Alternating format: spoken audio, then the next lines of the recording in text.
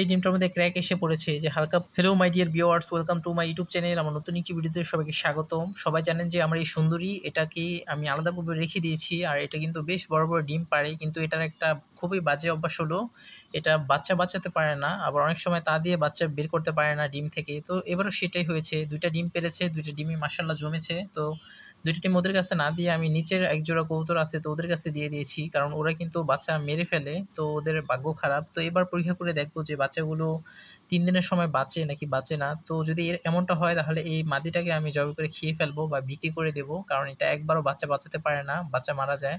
তো দেখুন ওদের কাছে দিয়ে দিয়েছিলাম, এটা হলো নর, এটা হলো অন্য জোড়া। তো ওদের ডিম পেড়েছিল, তো ওদের ভালো ডিমই আবার আমি এই যে মাদিটা বড় ডিম পারে, বাচ্চা ফোটানোর পর বাচ্চা বাঁচাতে পারে না, তো সেই মাদিটার কাছে দিয়ে দিয়েছিলাম, কিন্তু ওরা তো ডিমটা নষ্ট করে দিয়েছে, তা দিতে পারেনি। তো আরেকটা ডিম ছিল, সেই ডিমটা ওরা ভেঙে ফেলছে। তো তার জন্য আমি নরমাদি আলাদা করে রেখে দিয়েছিলাম। এই মাদিটাকে সিঙ্গেল দেখতে পেয়েছেন সবার আগে ভিডিওর শুরুতে। এটাকে আমি রেস্টে দিব ১ মাসে। তো আলাদা করে রেখে দিয়েছি। আর এদিকে দেখুন এই যে মার্শাল্লাহ যে মাদিটা বড় বড় ডিম পারে, তো সেই মাদিটার এই ২ টা ডিম থেকে ১ টা ডিম থেকে আজকে বাচ্চা ফুটেছে। তো দেখুন মার্শাল্লাহ বাচ্চার সাইজটা কত বড়। সবাই একটু মার্শাল্লাহ বলে দিবেন যাতে কারো বদনজর না লাগে। তো বাচ্চাটাকে আমি দেখছিলাম, এদের মা-বাবা সুন্দরভাবেই খাবার খাইয়ে দিয়েছে। আর এদিকে দেখুন আরেকটা ডিম, এটাই কিন্তু ওই মাদিটার আরেকটা 2nd ডিম। তো এটা থেকে আবার আজকে সারারাত তাদের পর সকাল দিকে বাচ্চা বের হবে। তো এই ডিমটার মধ্যে ক্র্যাক এসে পড়েছে যে হালকা পরিমাণে একটু ছিদ্র দেখতে পাচ্ছেন। এখান দিয়ে এই বাচ্চাটা নিঃশ্বাস নিচ্ছে। তো যেহেতু অনেক সময় কিন্তু এই কবুতরের ডিম থেকে মানে এরা বড় ডিম পাড়ে, তো তার জন্য এটার খোসাটা অনেকটা সময় শক্ত থাকে। যার কারণে আমি একটু হালকা পরিমাণে ফাটিয়ে দেব যাতে বাচ্চাটা সুন্দরভাবে নিঃশ্বাস নিতে পারে। তো আমি অল্প একটু করে দেখছিলাম যে এটা কি আমি ঠিক হবে নাকি ঠিক হবে না। তো এমনটা করা ঠিক নয়। যেটা প্রাকৃতিকভাবে ফোটে বাচ্চারা, তাহলে বাচ্চাদের শরীরে শক্তি পায়। তো বাচ্চারা ডিম ভালোভাবে ভেঙে তারপরে বের হতে পারে। তো অনেক সময় আবার এমন করে কবুতর বাচ্চা মারা যায় আটকা পড়ে ডিমের মধ্যে, ডিমের খোসাটা শক্ত হলে। তো এদিকে দেখুন আমার এই দেশি মুরগি কিন্তু বেশ বড় একটা ডিম পেড়েছে, পুরো কবুতরের ডিমের মতো। আর এই কবুতরের জোড়াটা কিন্তু বিশেষ করে মাদিটা কিন্তু বেশ বড় ডিম পাড়ে। যার কারণে আমার অনেক মায়া হয় এটার জন্য, যে আমি এটা ছাড়তে পারি না এই কবুতরের মাদিটাকে।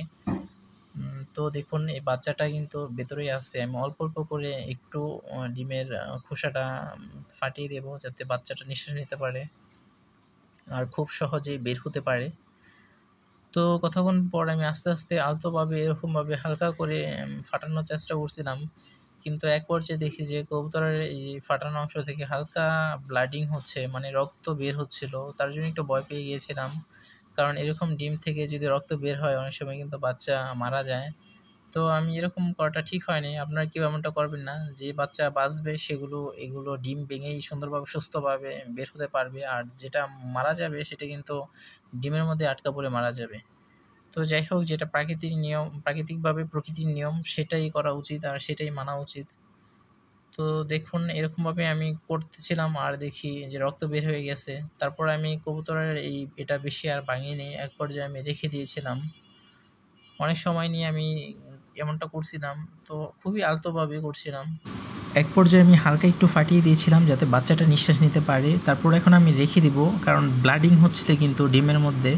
এমন করলে কিন্তু অনেক সময় ডিমের মধ্যে বাচ্চা মারা যায়। তো এটা এদের এমন করা ঠিক নয়। এরা প্রাকৃতিকভাবে যদি বের হতে পারে তাহলে সেটাই ভালো হবে আর সেটাই সুস্থ বাচ্চা হবে।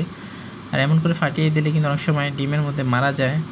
তো যাই হোক, তেমন একটা রক্ত বের হচ্ছে না, আশা করা যায় বাচ্চাটা বের হবে। আর এদিকে দেখুন আমার দেশি মুরগির ডিমটা কিন্তু পুরো কবুতরের ডিমের মতো।